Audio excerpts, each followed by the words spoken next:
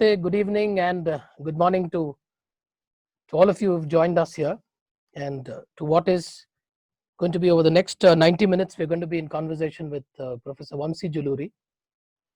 And because on a topic that is rarely discussed but is gaining increasing significance in the recent this one. Before I start, I'll quickly run through Professor Juluri's profile, and then I also will attempt to set the tone, because that is something that Professor Juluri asked me to do. I don't know if I'll do it right, but I'll still go ahead and do that. So we will start with that. So as you can see, I just flipped the title around a little bit, because based on the questions that came up, I thought it's important for us to frame this correctly, because I think what happened was that that quite a few people actually looked at it as the focus seemed to be only on Hindu nationalism or Hindu phobia.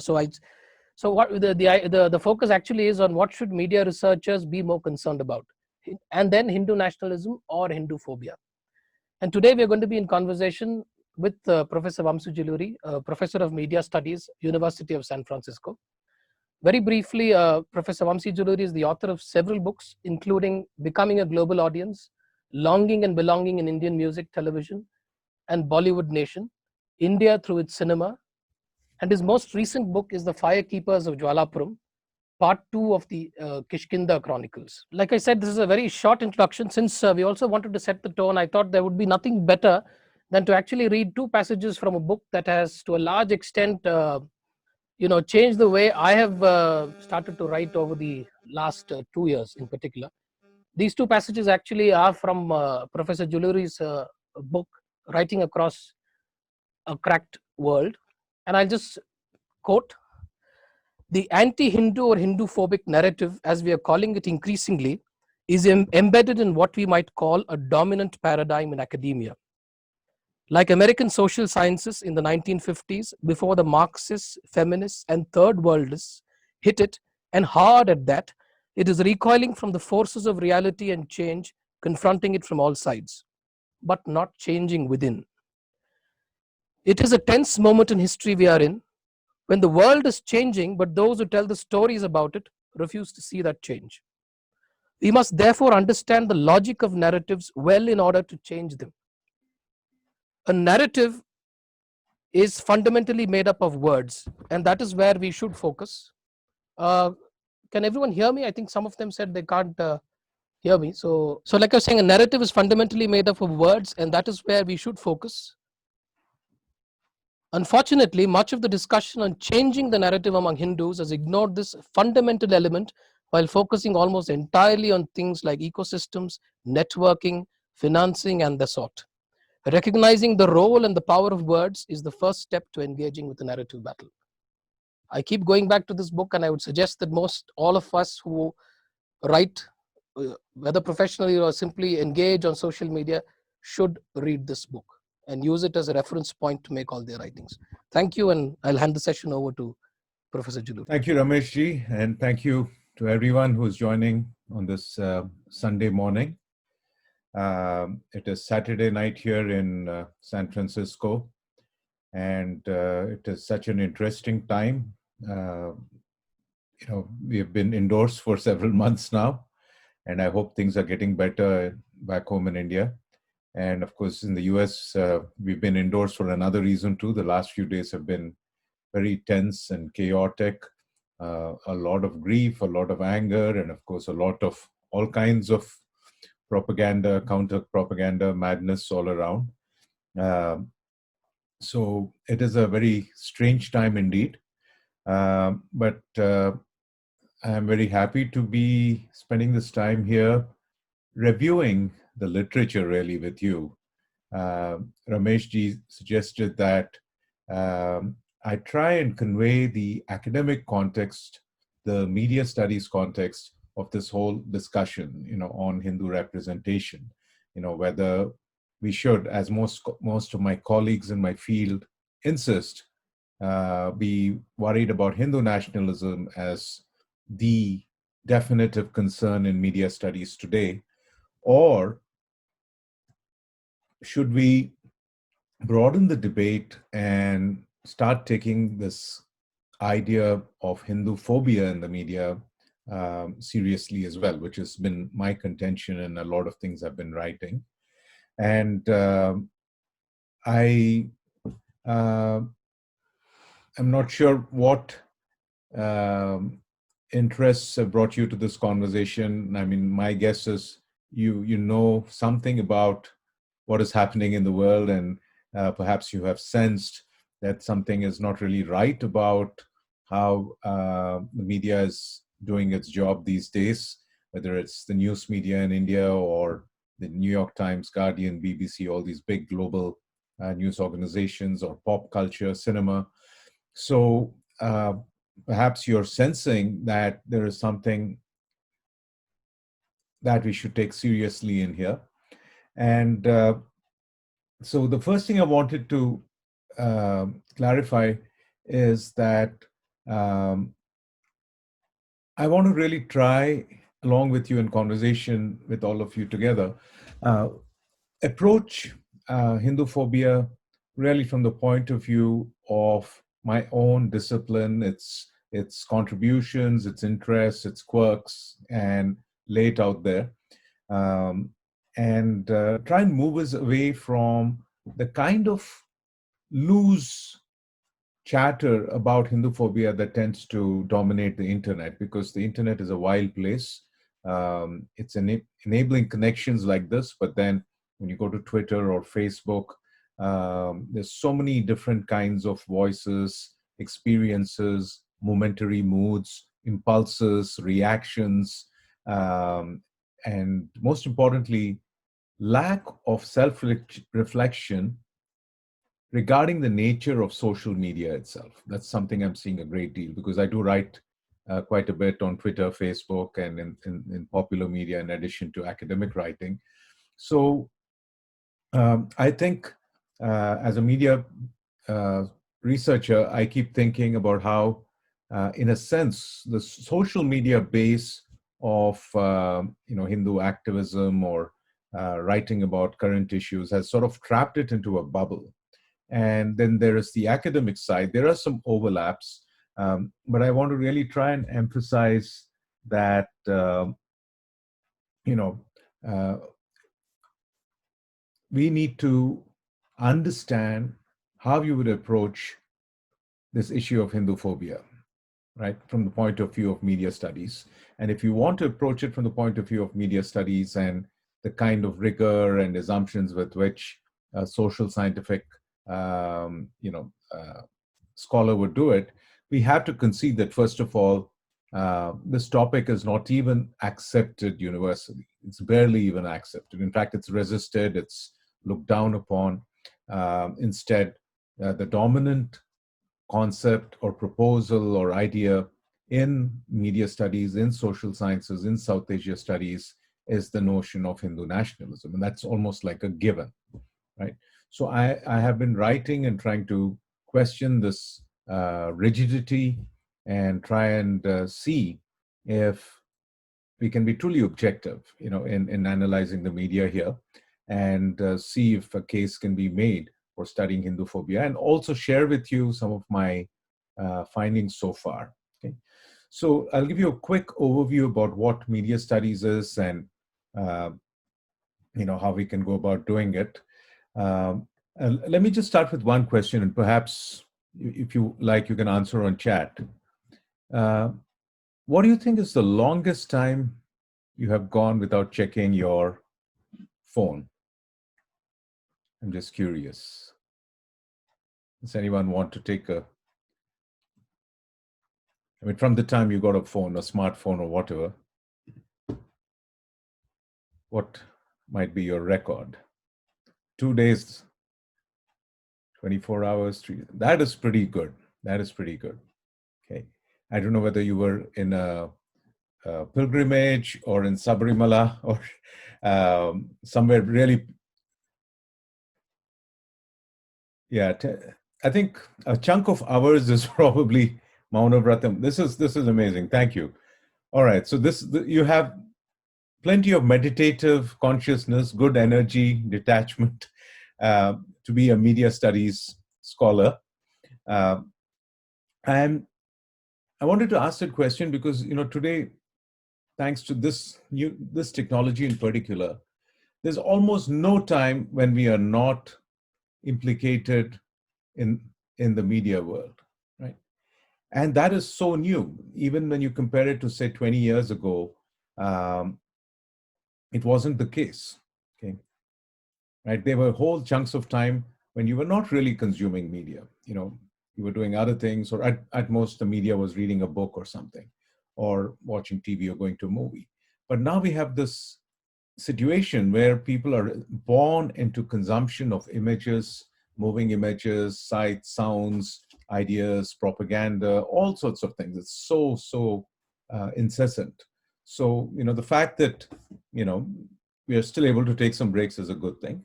So I wanted to start with that and backtrack a little bit, and just give you a very brief, like a 2-minute history of media, and then maybe a 5 to 10 minute history of media studies. And then we can get into the key questions of Hindu nationalism versus Hindu phobia. And then I want to share some of my research with you. So, um, that, by the way, is my classroom for the last 3 months. So, middle of spring break, we went to Zoom mode, and luckily I had a blackboard at home. So anyway, this was my last class. Interestingly enough, the last lecture was on dehumanization and media, which is what we'll come back to. So I'll just hold this up a little closer to the screen. So media studies, and this Hindu nationalism debate, and finally dehumanization.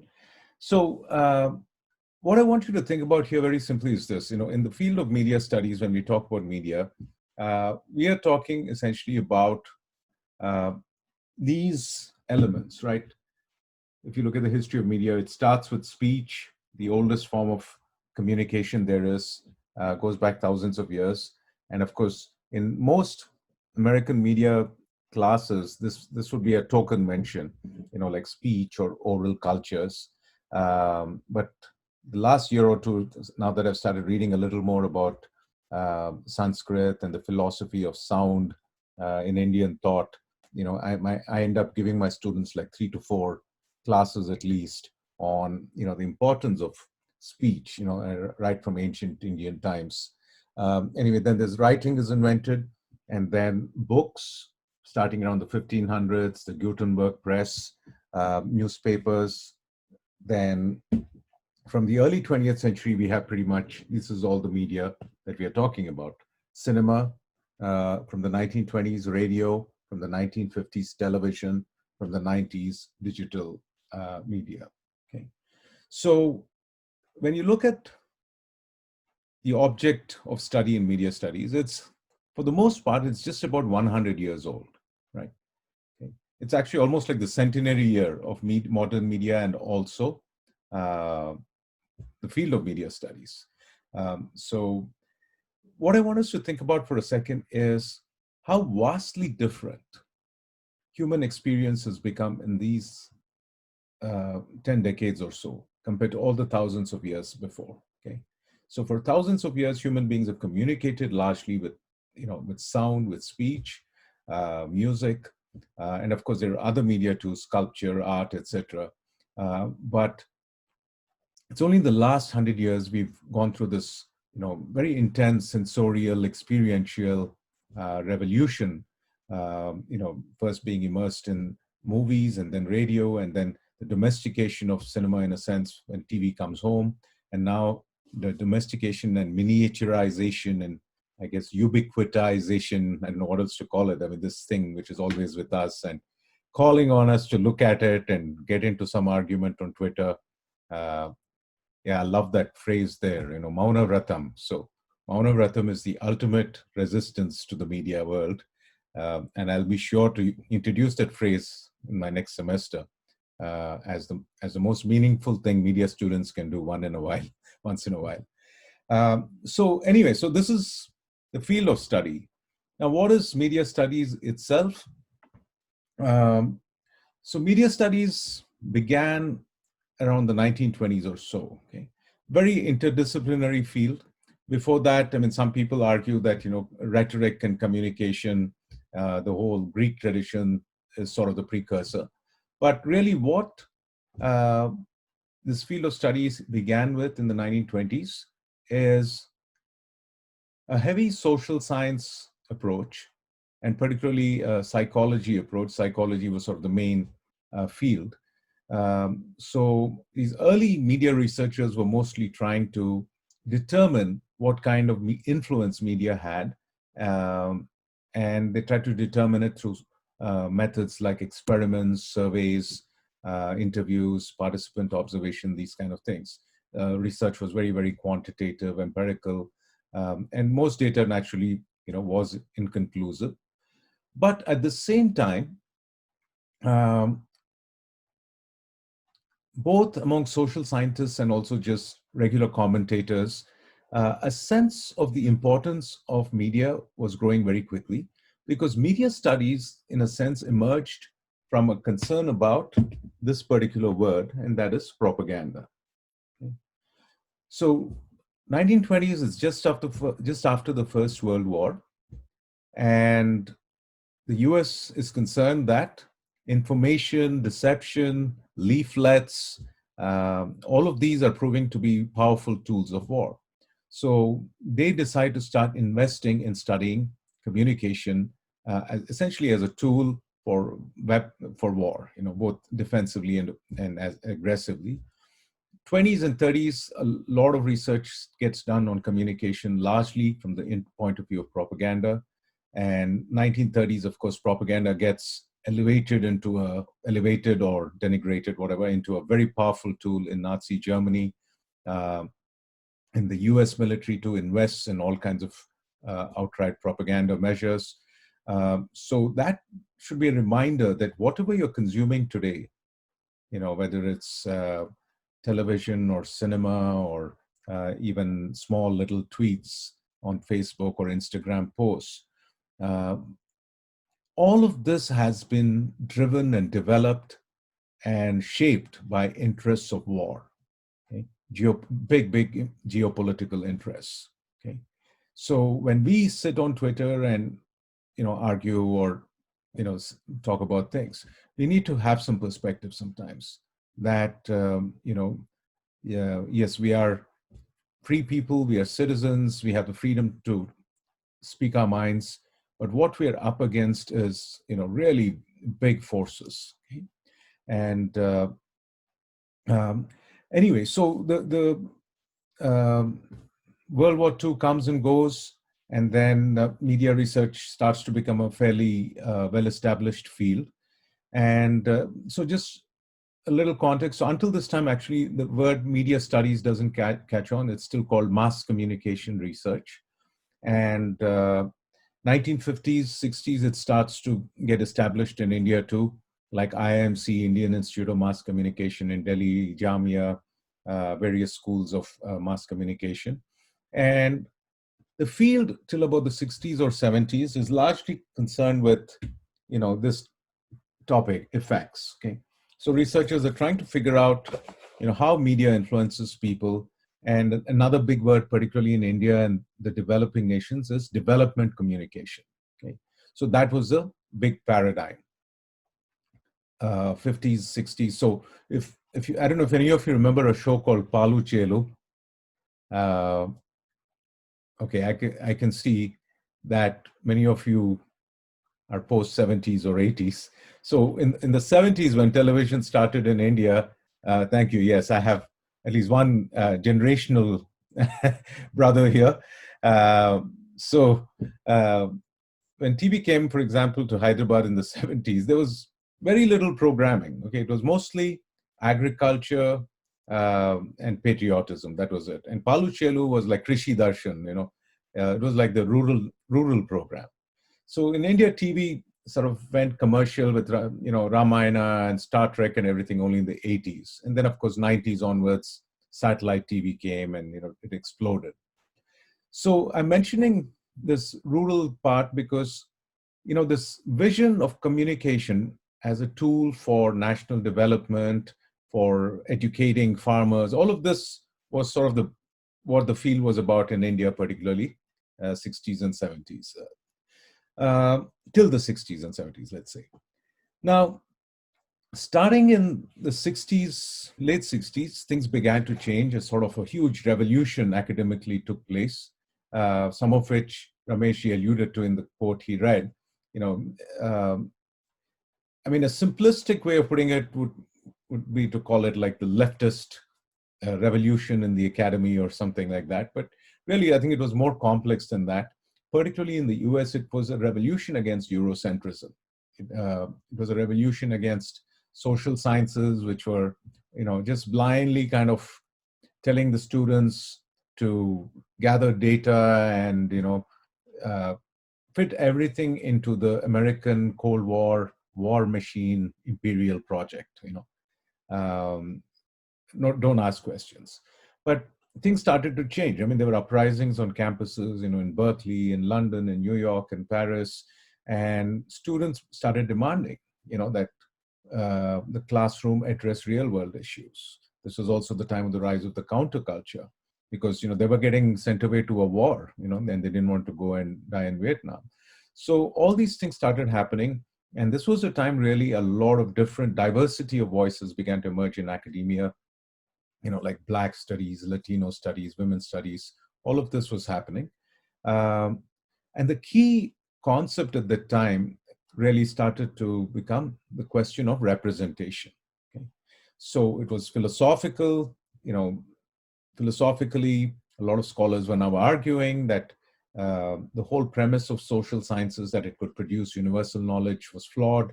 Everybody could really only produce knowledge from their own points of view as women or as um, you know, third worldists or whatever. Um, and in media studies in particular, representation started to become a core issue in a very, very important way, mainly because media really is about representation, right? So till the 50s or 60s, most scholars were talking about um, media from the point of view of influence, and very mechanically. But starting in the 60s and 70s, with the rise of a new approach called cultural studies, media researchers really started to ask questions like, okay, what is the story that the media is telling me about what it means to be human, or what it means to be Black or white or rich or poor? So uh, these sort of questions started to become very relevant. And we slowly start to get now into the question of, um, so what is the field saying about people from India, really, for 1 billion human beings, and as far as representation goes. But before we get into that, actually, I thought I'd give you like a little bookshelf book review, literature review. Um, so again, so just so you have a sense of the wonderful books sometimes we get to read and talk about. So this book, Milestones in Mass Communication Research, sort of summarizes a lot of the early research in the field. And then you can see these two books, Propaganda. Uh, this was actually probably the first book I bought and studied when I came to study in the early 90s. So these were sort of the main concerns in early mass comm research. Then 60s and 70s, a new school of thought called cultural studies started to emerge from England. So, and you can see the M word there, Marxism and literature. This French philosopher called Barthes, mythologies. Saussure was sort of an early Swiss linguist whose work on semiotics, or how signs mean, sort of revolutionized the field. This book is by my old professor, Justin Lewis, Ideological Octopus, a study of television. So you start to see how, in a sense, the same concerns are there, that there's a concern about media's power to influence people, mislead people, normalize dictatorships. But the theoretical and philosophical tools are starting to get more sophisticated. And somehow representation starts to become a very important concern. So what this meant in concrete terms is that starting in the 70s or so, a lot of scholars, particularly scholars who came from non-Western contexts or minority contexts, began to study very carefully how their people were being depicted in the media. particularly here in the US, in the Western media, and critique it so that there could be some improvement, so that it was all, not one-sided. So I wanted to show you some of the books over here that I have over here. Um, here's a book called The Only Good Indian, and this is about Native Americans. Monitored Peril, Orientalists. So a whole bunch of book about racism. This is about the Cosby Show. It's an audience study. And oh yeah, this is a very good book because the cover art itself tells you a lot about the kind of issues media scholars are engaged with. So this is about how Asians have been depicted and demonized in the US media, particularly in the early 20th century. And it was called the Yellow Peril Scare. More recently, post 2001, this book has become very popular. It's called Real Bad Arabs. So, because after 9/11, there was the whole Iraq war and Guantanamo and all those things. So,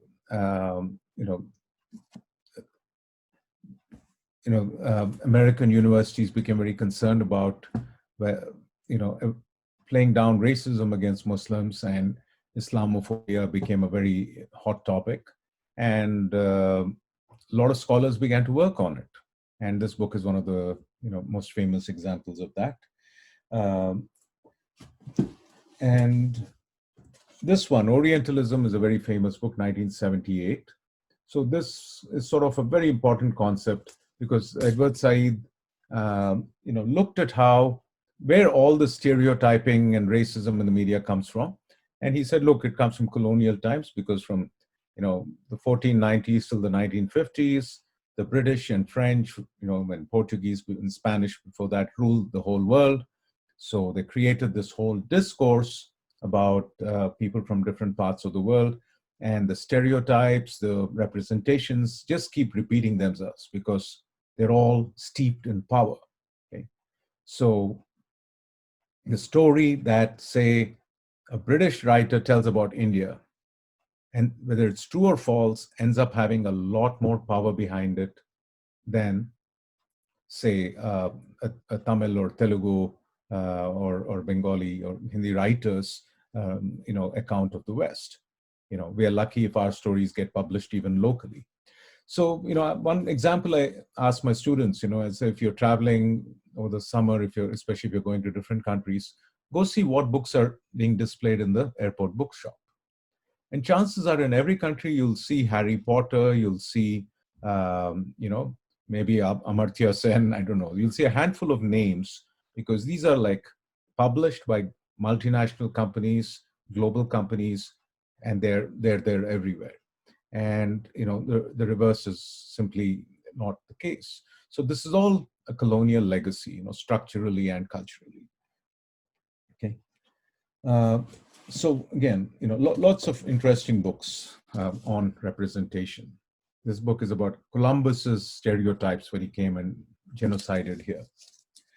All right, so now we'll get to the part I believe we're all waiting for, and that is the H question, the Hindu question.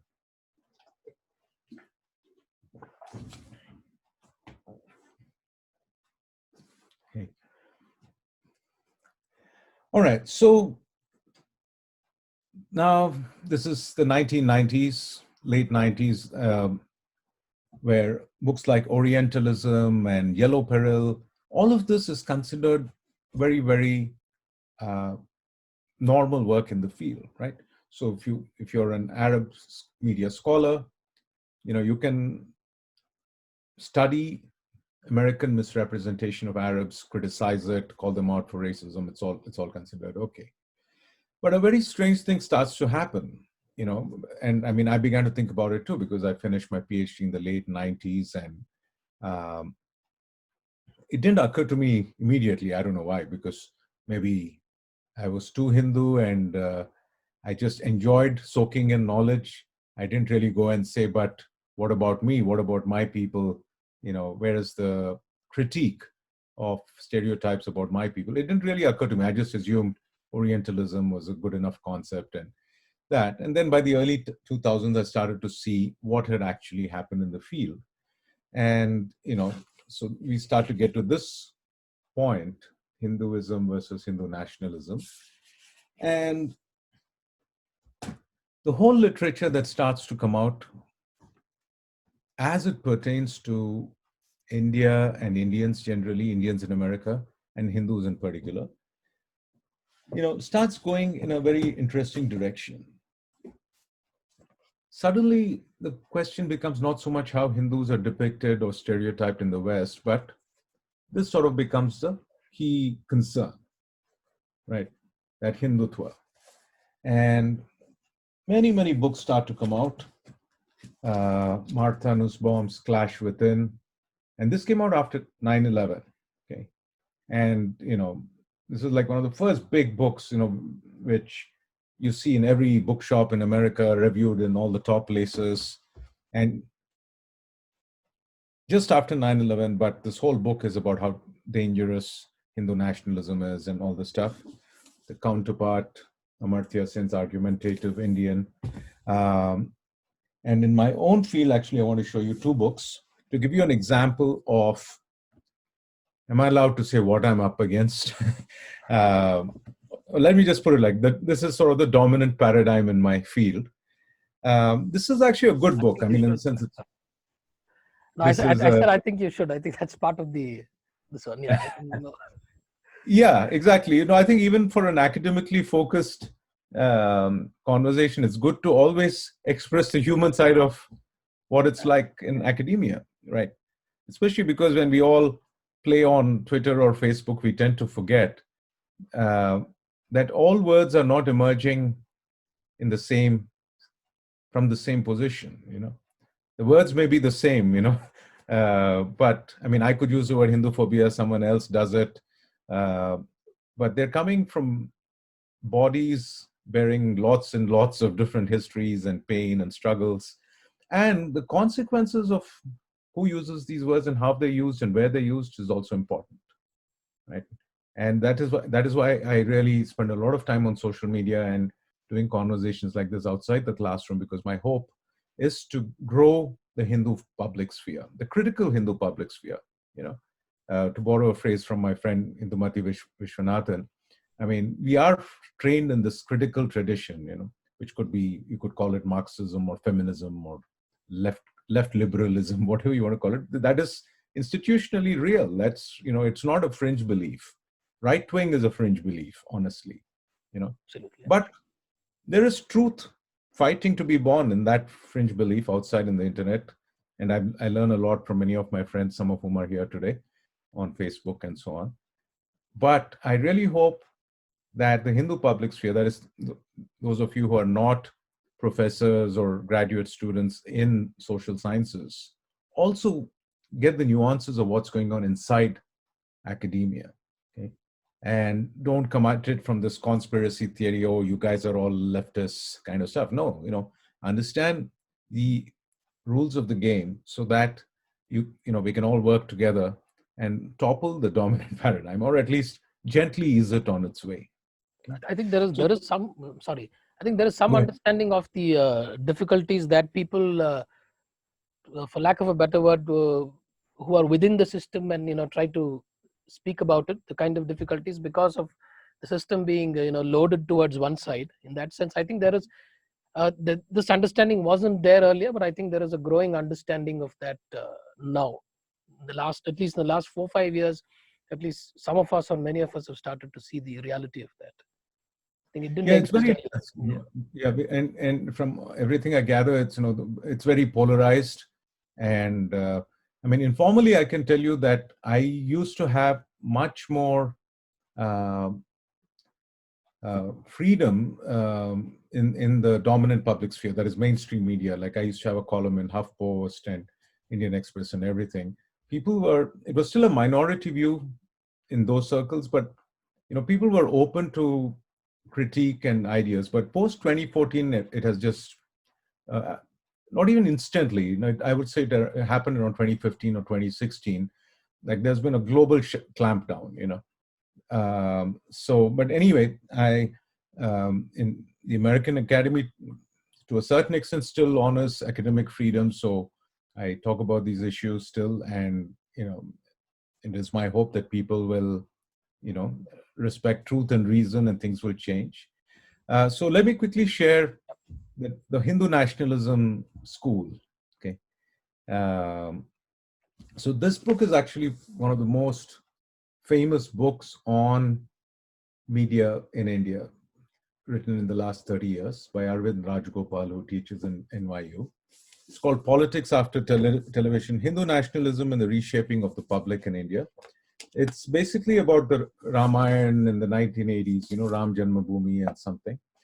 And it's a very interesting book, very well researched and everything. Of course, there's a lot more that one could talk about this topic, but this has been an influential book. And I wanted to show you one more book, because to give you an example of currently what every media student or every social science student anywhere in the world learns about media issues when it comes to India. So this book is about the very beloved Amar Chitrakada. It's by Carleen MacLean. Okay, India's immortal comic books, gods, kings, and other heroes. And you can probably guess what this book says. But in fact, there was an Atlantic Monthly article about 2 years ago, which alleged that, Amar Chitrakada basically advances this hegemonic, dominant, upper caste, male, Brahmin point of view, and it's Islamophobic and, not fair to Dalits and anybody else. At that time, I actually did a content analysis. I very quickly, sat down and counted all the 300 or so Amar Chitrakada titles and sorted it out by identity. Okay. And it was pretty clear that this writer was just making things up. You have 10 Sikh gurus, you have about at least 10 to 15 positive Muslim hero stories, like Akbar and everybody had very, very positive stories. There was never a comic on Aurangzeb, so it's not like there was explicit titles being produced to demonize or even depict, Muslim imperialism fully, and the moral in many modern Amar Chitrakadas, as you all recall, obviously was very progressive, right? Anti-casteism and all these things. Anyway, so Amar Chitrakada too is seen as a tool of, it's almost seen like, Hitler's or Goebbels's radio program in academia. That's how they see it. So anyway, so that is sort of the dominant paradigm in my field. Another book, very famous book in the US, especially, The Karma of Brown Folk by Vijay Prashad. So this book actually is very interesting because it kind of tells you, when you read it carefully, where this field kind of slipped away, because they admit that India was colonized, colonialism was bad, and there was racism, there was Orientalism, but suddenly they shift gears and start to talk about Hindutva as being the main dominant force, which doesn't make sense to me because, in a sense, the Congress party was ruling India till the 90s, right? Or even more than that. But somehow they created this idea that, if you're fighting Reaganism in England, in the US, or Thatcherism in Britain, if you're fighting colonialism, all these things, suddenly Hindutva is, just colonialism continuing in India, right? So, I'm simplifying things, but that is sort of their thesis. And anyway, so this sort of is the dominant paradigm. Now, as far as there's been only one study which actually looks slightly away from this idea that if you're in media researching India, you should be focusing on how Hindu media is, is sort of oppressing everybody else. One question is slightly different. It's this book.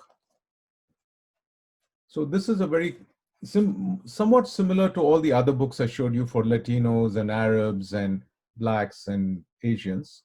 This studies depictions basically of Indians in US TV. But you'll notice it doesn't say Indians, it says South Asians, right? And if you look at the index, the word Hindu doesn't even appear. Okay, so it's very interesting. It's a good study. It's very careful and knows the literature and everything. But this too is a part of the question I ask my literature review. Uh, how come you study shows like The Simpsons, which have a very Hindu character called Apu, a lot of references to his being a Hindu, and you avoid using the word Hindu? Now, another example, there's a comedian, Hari Kondabolu, who made a documentary called The Problem with Apu. And there's a nice documentary, Whoopi Goldberg is in it. It's a nice critique of racism and race in American TV. Again, he never uses the word Hindu in that, and there are about 40, 50 reviews of the documentary. It's always South Asians, being misrepresented. So that is where the literature review stands, okay? And this is where my work has sort of started to come in. So if you're a Hindu in America today, and you see something bad or racist being depicted about you in the media, you cannot say that is Hindu phobia or anti-Hindu or anything. Okay, it's considered illegitimate. It's considered something terrible. But I can say that that is anti-brown racism, or I can say that is a misrepresentation of me as a South Asian. Okay? So it's a very weird thing. So suddenly it's like if I say, hey, I'm South Asian, I'm acknowledged as a person of color, as a once colonized person, and white people have to be very, very polite and respectful to me, or they'll be deemed racist. But the same me, no change in my complexion since the last sentence I spoke. If I say I'm Hindu, the same white person gets to tell me that, oh my God, don't you realize that you're being a fascist? Which is actually, I'm going to show you some examples, from the media. So this is the weirdness of identity politics, of postmodernism, all the kind which gets academia hated on Twitter. I get that. But anyway, so this is sort of where the field is. And I've been trying to make a case that this whole assumption that the only way to study Hindu depictions in the media is by assuming that Hindu is just another word for white or colonial or Nazi, and then doing everything else on that basis is flawed. We need to understand why this, bizarre fantasies come from. And I'm sure you know the answer, but I should acknowledge this very important book, Vamsee Juluri's The Nay Science.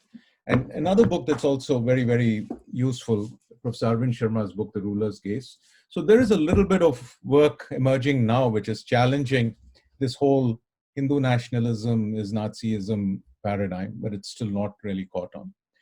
Now, my interest really has been in arguing that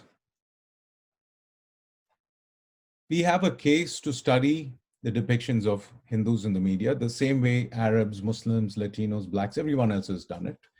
And if it turns out that everything is fine, the media is covering us objectively and in a post-racial way and everything, then that's fine. We can say there's really no media Hindu phobia.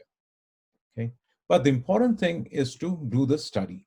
Okay, so I want to share with you some of the things I'm doing so far. So this is from a chapter called Social Science, Ethics, Ethnocentrism. Should be coming out by the end of the year, I hope. So I sort of did this whole lit review I talked with you about just now, and I made the case. And this is sort of my methodology plan, okay? That if we were to do a content analysis, so a content analysis is an important tool in media research. This is kind of a framework for how we would do it. Okay? And I'll just quickly, share a few points here. So, I propose that we can study media depictions of Hinduism at different levels. The first level is just basic media level, okay? And then it's sort of, I'll come back in a second, sorry. Yeah, then we go back to specific tropes and references, okay? So, media bias. So, very simply, just count the word Hindu in headlines, in news stories, and what do you find? Okay? So they've done this, for blacks, for Arabs, for the word Muslim. People do these kind of studies all the time. Okay? So this is from one small study I did last year, which is on media. So 73 articles came up tagged Hindu National Public Radio, which is a very important radio network here in the US. 45 titles, okay, were about something violent or negative, okay, like Hindu nationalism, Hindu extremism, things like that. Then another key fact is how different groups of people are labeled in the news. Okay? Particularly if there's a news report about, say, communal violence or a terrorist attack. Is everyone aggressor and victim? Are they both being named equally, or is there some evasion over there? And I think you know the answer to that one.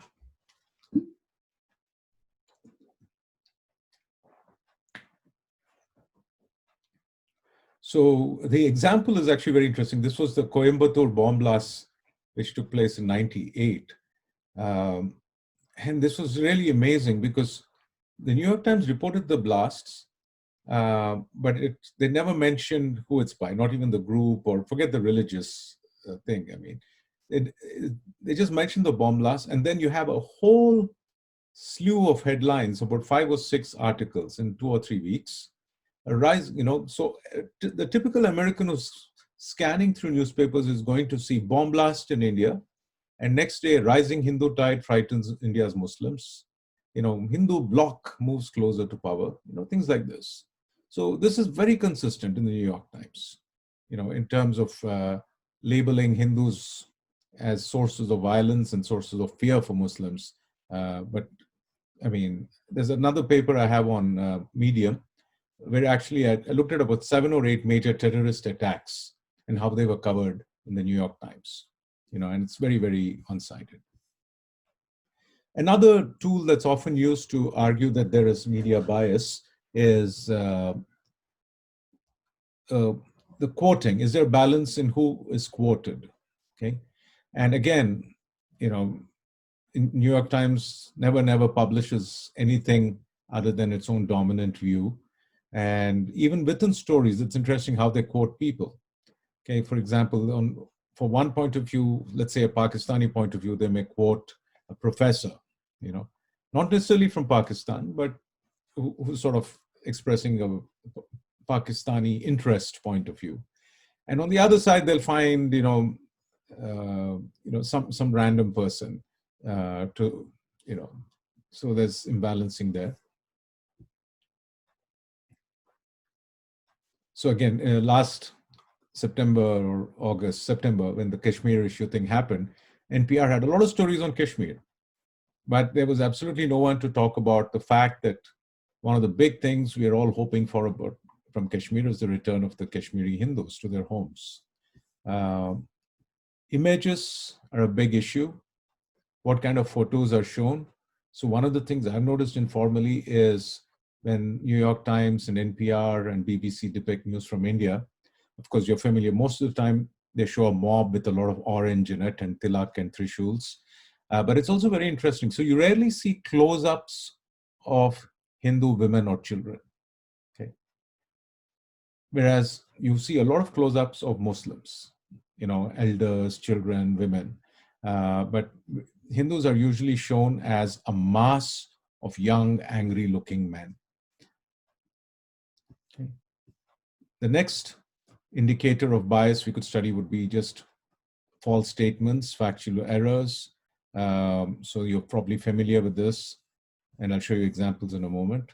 Another basic thing is mistranslations. Okay? For example, a friend noticed this, a Western Hindu friend noticed this, how BBC would always translate Jai Shri Ram as Hail, Hail Ram, because it sounds like Hail Hitler. And we just assume that's okay. And then you suddenly realize actually Jai Shri Ram is victory to Rama, right? Jai is, and like Vijayi Baba. And anyway, so you see all these things. So I'll show you one example. Okay. All right. So this is, something I just presented in my class last semester. So example, okay, of images, saffron-clad mob. You may remember this incident last September. NPR's producer in India tweeted,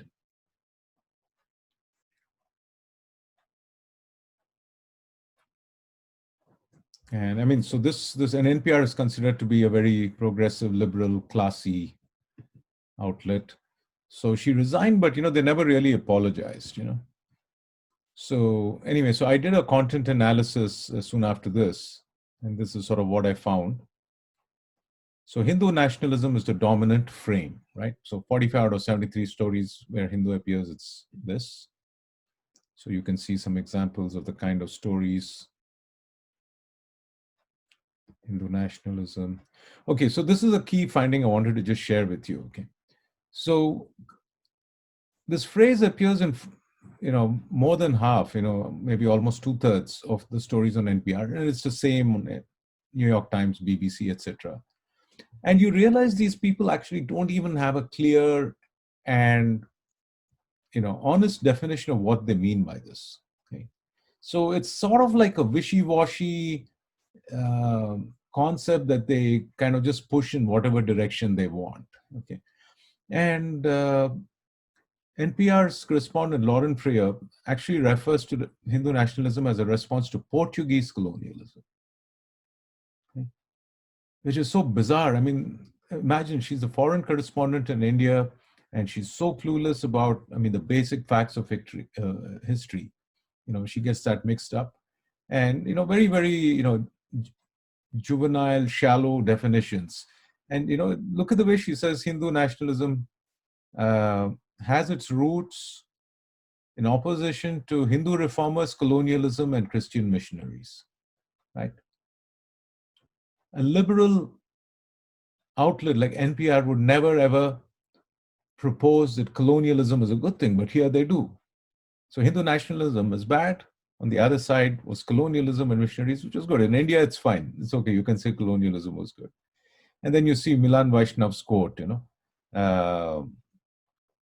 Hindu nationalists wanted a Hindu state. That's why they assassinated Gandhi. I mean, no mention about the massacres of Hindus, partition, nothing. So anyway, so another interesting angle here. So there was a report on this mother whose child went and joined ISIS in Kerala. And again, see over here, I mean, it's like, the whole thing is twisted and somehow it becomes about Hindu nationalism. Okay. And then, of course, this idea that Shashi Tharoor and many people often make that, no, we're not against Hinduism, where it's just Hindu nationalism. You realize when you look closely that distinction falls apart. Okay. So many, many times they don't bother making a distinction. And, the word Hindu itself is sort of used as a, bad thing, So here's Rana Ayub quoted saying, most of the attackers are devout Hindu men, So, again, Kashmir coverage, you see nothing is mentioned. Hindus are never mentioned as victims. Anyway, so, we asked NPR, to meet with us and all that, but eventually, nothing happened. Okay, let me come back to my content analysis frame for a second. So that is just the first level. Now, there's so many more things I'm looking at now based on the literature. Another thing you could look at in studying Hindu phobia is colonial tropes. And luckily for us here, because there's a lot of literature already on colonialism in the media, uh, there's a lot of things you can find uh, which go back to colonialism and colonial stereotypes about Africa, Asia in general, or specifically about India too. For example, idols. When they show Kali Ma as like a scary and badly sculpted rock in Indiana Jones, it goes back to early missionary writing in colonial times. Okay? Where the idol was seen as something monstrous, this trope of the stagnant religion. This is very important. The trope of the thug and of also the sadhu and the Brahmin. The Hindu holy man as something very, very evil. Uh,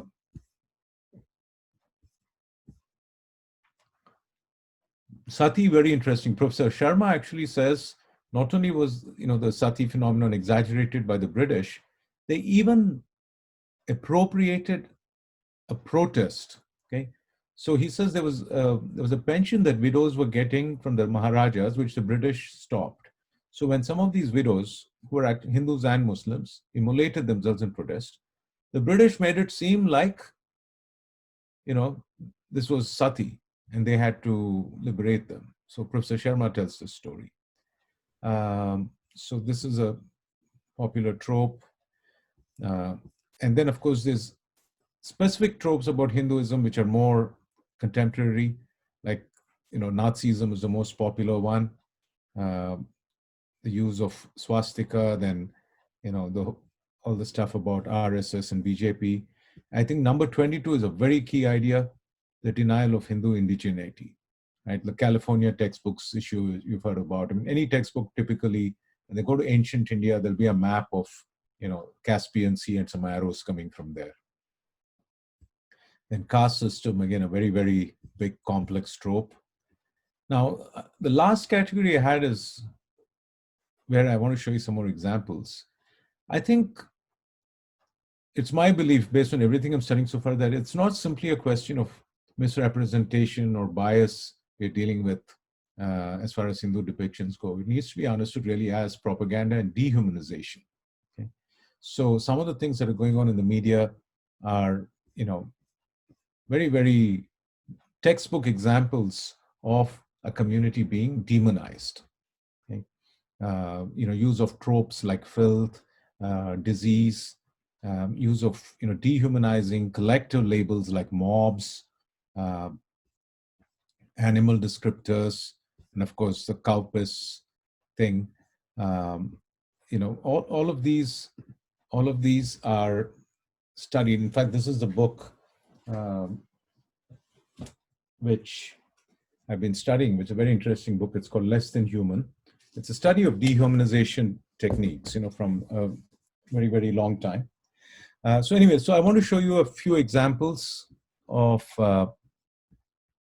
dehumanization. Do any of you remember this image from a couple of months ago? Okay. So this is this lady, Preeti Patel, who's Hindu and a member of the British government. And The Guardian, again, which is supposed to be, a progressive liberal paper, makes this. I mean, if they'd done this to any minority person, other than a Hindu, this would be considered outrageous. But anyway, these are bizarre times.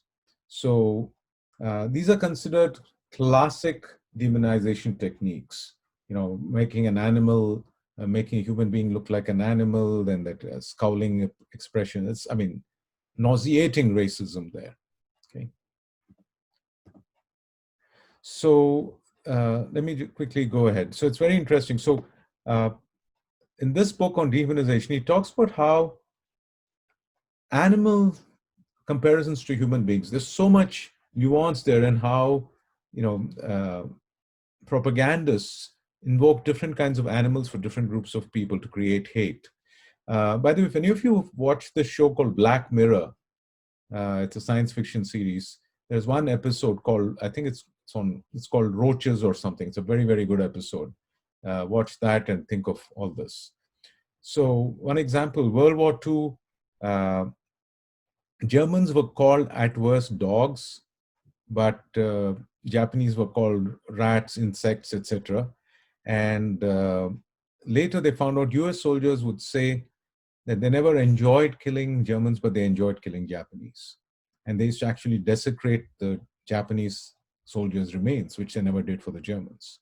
So, yeah, just an example of anti Japanese propaganda from that time. All right, so there's a whole history of dehumanization. Um, but this point from the Holocaust time I thought is very relevant. There are two contradictory tropes about Jews in the 1930s, which I think are very relevant to what's going on. On the one hand, Jews were depicted as parasites, as subhuman, and also as predators.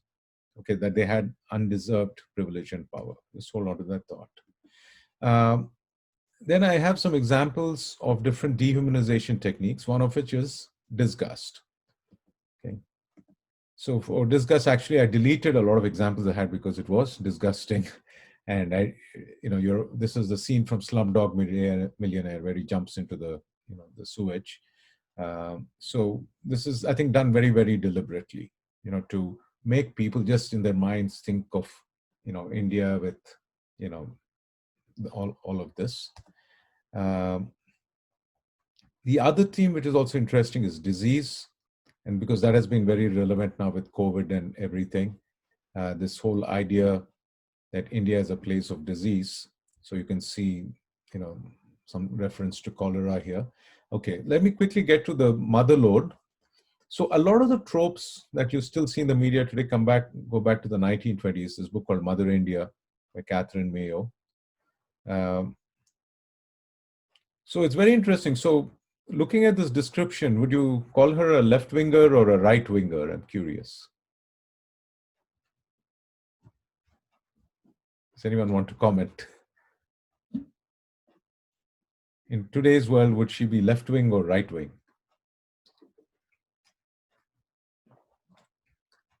Okay. Well, in the US, anybody who's anti-labor, anti-immigrant, etc., would be considered right wing. Yep.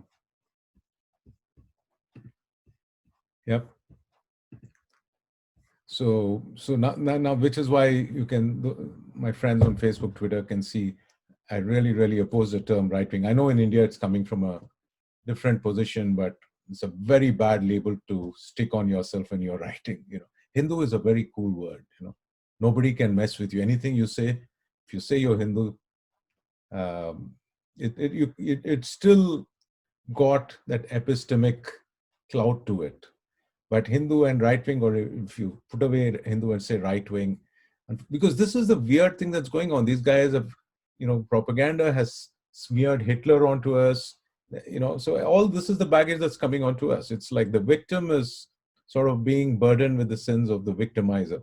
So anyway, so Catherine Mayo, very interesting. So she, would be a very, very hated figure today in college campuses.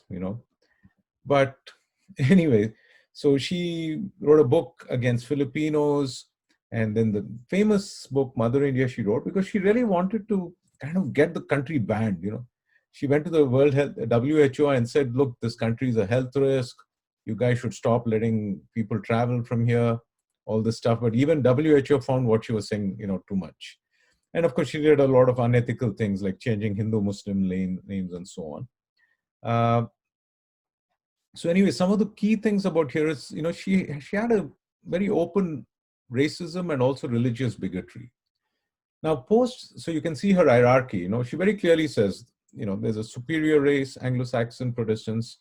The Mohammedans, she says, are almost as good, but they're second. And the Hindus are like just, the genetic waste of the world. That's almost how she puts it. Now, the strange thing is post-50s, the racist parts of all of this, now nobody will openly admit to, right? But then the religious bias still remains. Anyway, so let's move on quickly to some more recent examples. So again, disgust and all that. All right, so I'll do a quick tour of demonization.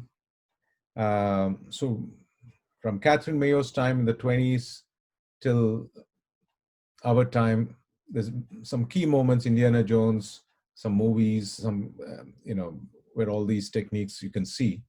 But I want to focus now for the last few minutes on the last 10, 20 years, I think, of Western media coverage of India, and particularly the demonization of, I guess, Hindus, sadhus, saffron, and so on. So it's actually very interesting. And I noticed that saffronization is a very open concept in academia. Like, it basically means Nazification. Okay. And November 2008, New York Times published an article. I think it was in the column called Short's Vocabulary or something, called Saffron Nazi. So, and just a few days before the 26/11 attacks. Okay. So this whole idea that this color itself is somehow evil is very, very common, as you know. Um, and you can see the examples. And this too, you might remember, very common trend now in India. They just put in a saffron Hindu holy man, even if the priest here is, a Christian or someone else. And again, saffron hate, let's boil the Hindu monk. This is from Slumdog Millionaire. Now, this is where, at least those are famous examples, right? Now you start to see these examples where random American domestic politics, where, they're saying something bad about Trump or Republicans, they bring in this Hindu angle. By the way, I'm actually very grateful for social media. So as you can see, my friends on social media help me do media research by tagging me whenever things like these are found. Uh, anyway, so this is they use a photo of Steve Bannon with a, tilak on his head, And this was a very notorious cartoon. This is a cartoon showing, MAGA people as a cult, which is fine, but then they're all saying Om, right? Old white people, they're all saying, Om. And of course, the key question again is how it has become so, people have become so conditioned now.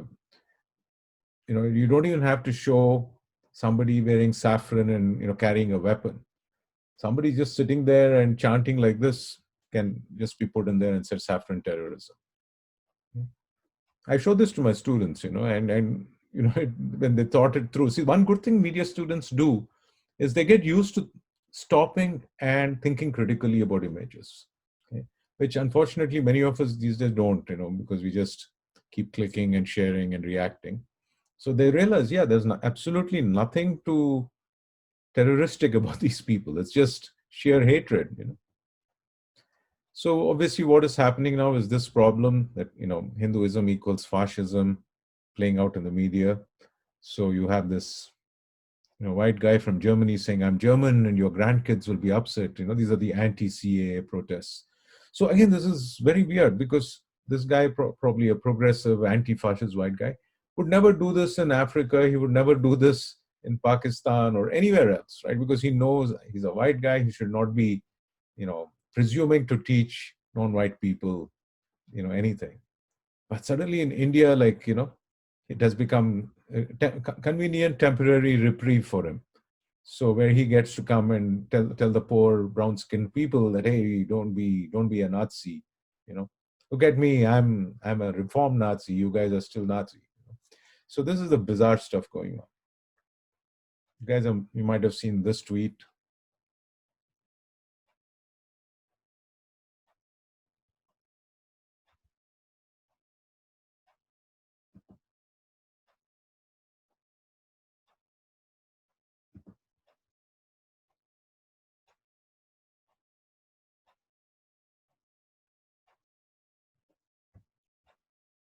So yeah, it's a strange time. Now again, this is the thing.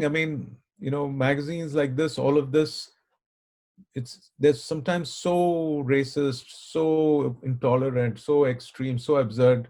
We forget that these are taken very seriously. because they come from the entire institutional apparatus we are stuck in today.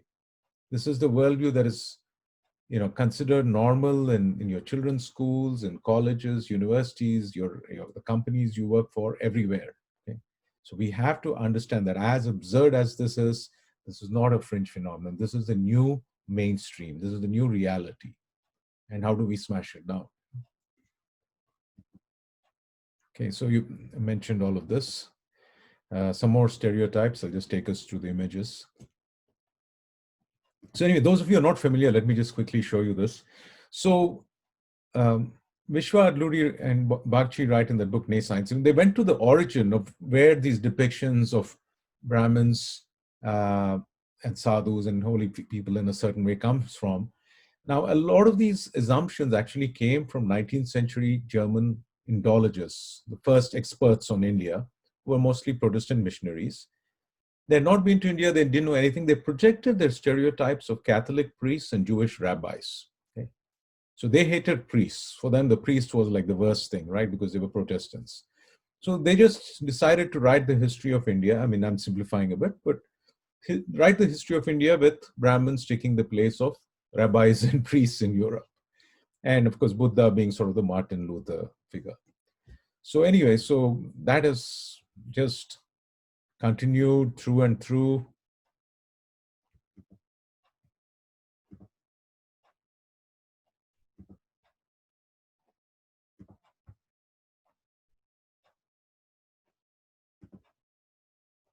So this was somebody on Twitter who made a collage of, Jewish stereotypes and anti-Brahmin stereotypes. So this is a great phrase from Adluri's book, that the Brahmins of Indology were basically caricatures of rabbis drawn in brown chalk. Okay. So anyway, so I kind of went over all over the place with some examples over here. So the key point, and this is sort of where I concluded my semester with this time, and this is what I asked my students, because now the argument, again, even a lot of Indians make over here is, oh, but we have no problems, Hindus don't face problems. Muslims have Islamophobia, but Hindus have it good, we are successful, everybody loves Hindus and all that. So the main thing is, again, that the real life context of violence, some of you may remember these images are still being used and being used by important people. It's very interesting. If he had said smash patriarchy, I mean, that's a universal message, that would have been fine.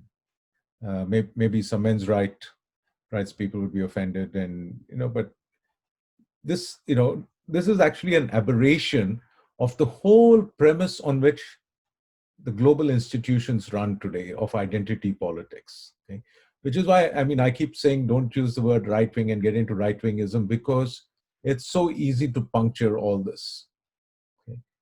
So you have a white male billionaire holding a poster which demonizes a third world community of scholars he knows nothing about. Okay? So this is the way the people are going on slipping up. They're violating their own paradigm. In other words, they're just coming out with their racial privilege and class privilege, and there's nothing stopping us from just using it and saying, okay, enough with your racism now, and anyway, okay, you've seen this already. Yeah, sorry. Looks like I really crammed everything I had in my last class here. So again, so the key point I wanted to bring out in my class is, so this sort of imagery for any other community today, I think a young millennial college student would say this is bad. But this is not considered bad in the case of Hindus and Brahmins. And I think, there's a very, very precise path to defusing or defanging all of this. So anyway, so I shared that there is real life violence that is still going on. So, and sadly enough, this happened, and I showed this to my students as well.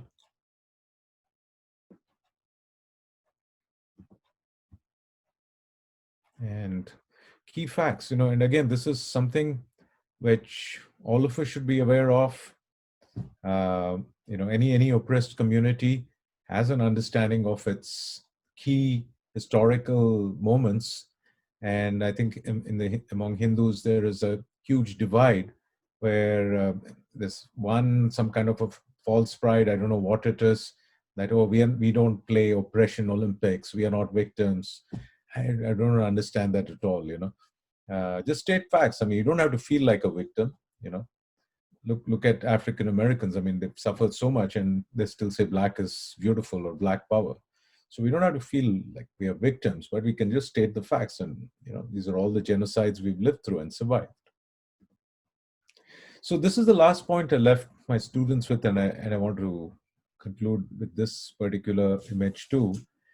See, I think the real nuance that's happening now, and again, this whole right wing, left wing thing doesn't help at all, is to demonstrate to the liberal, who is the dominant paradigm today, how wrong they've gone, when it comes to Hinduism, on terms that make their liberalism implode. Okay? That they have to really change. And unfortunately, when people come at it from the outside and say, "Oh, we are right wing, you guys are liberals, and there's no racism, and the poor black man in Minnesota deserved it." I mean, people have been saying that, which is awful. I mean, this is all crazy. Nobody. I don't know why we think that we have to belong to some tribe, like right wing Trump tribe or left wing Hillary tribe. No, we just have to be clear about the truth. So you may remember this clip from Trevor Noah, after the Pulwama bombing. He was making a joke about, "Oh, India and Pakistan may go to war," and then he says, "Time for you to die," and he pretends to shoot people and do a ballet ballet dance or something. So when I told my students, "See, this is what happens," a good guy like Noah, who is cool, he's anti-racist, he is actually laughing about 40 human beings being massacred. How did he lose his mind like that? So that's what I told my students, and they appreciated. I think what is happening, this is what dehumanization does. Okay, so for example, in the US, for example, again, nobody's surprised if I say, "Oh, some right wing religious fundamentalist hates Tulsi Gabbard for a religion." Everybody says, "Oh yeah, but of course." It's Trevor Noah, it's the New York Times, it's NPR. These guys were supposed to be the hope, right? They were supposed to be the people who are fighting racism. What's gone wrong with them? So I think that is the argument that uh, those of us in the public sphere have to make. And for me, what I'm hoping to do with this is, put this together, get a book out on this in the next year or two, and maybe start a journal. I don't know. But the last point I want to make is, dehumanization. Oh, sorry, I'll just stop the share. Yeah, that resistance is necessary. We have to resist. And that actually takes me into the some other questions. Let me take 2 or 3 questions while I just catch my breath. Thank you. Yeah, just pause for a second. So let me plug my books before I forget. Yeah. So, my latest book just came out, and I know many of you are in India now, so I'm hoping your Amazon and mail service is restored. So if it is, I urge you to order this book. Especially because we've been talking about very depressing things, so we need Hanuman's inspiration. So this is part 2 of my novel, Saraswati's Intelligence, which some of you might have read a few years ago. I apologize for taking so many years to write part 2. It was tough. But anyway, so this is the Firekeepers of Jwalapuram, and the series was called the Kishkinda Chronicles. So this volcano and all actually sort of inspired by a real event, and that is the 70,000 BC Toba volcano blast in Indonesia, and the whole of India was covered in ash. So Jwalapuram is a real town, It's in Andhra Pradesh in Kurnool district. And I had the privilege of going there with Professor Ravi Korisetter. He's the archaeologist who found proof of continuity of life before and after Before or not, 70,000 BC. yeah. So actually, that is really the answer to the Aryan question. Yeah, and it absolutely, and also it debunks this whole out of Africa theory as well to a large extent. Indeed, yeah. So, you know, Is there a Kindle version as well available of this? yes, yeah, Yeah. it's also on Kindle and audiobook. Okay. Yeah. So, yeah, I'd be grateful if, you read this and, spread the word and read some reviews, because this book came out like in March second week, just when everything shut down. And which is actually very interesting, because this is sort of what happens to the characters in the book too, right? There is acid rain from the Yeah. volcano. Volcano. Everybody is indoors, and that's kind of what happened to us. So, yeah, that is the happy uh, development. I mean, I think, yeah, ultimately Hindu resistance, the intellectual political part is one part of it, but we have to keep going back to the arts. And I mean, because so much of Hinduism to us has come through art and pleasure and beauty, right? So we are not about boring. We are not a boring religion. Absolutely. Or-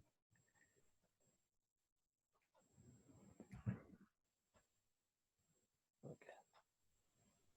I think if we are done, I would like to take this opportunity to thank Professor Juluri. I think it's quite late in the night, and he's taken the time out to speak with us.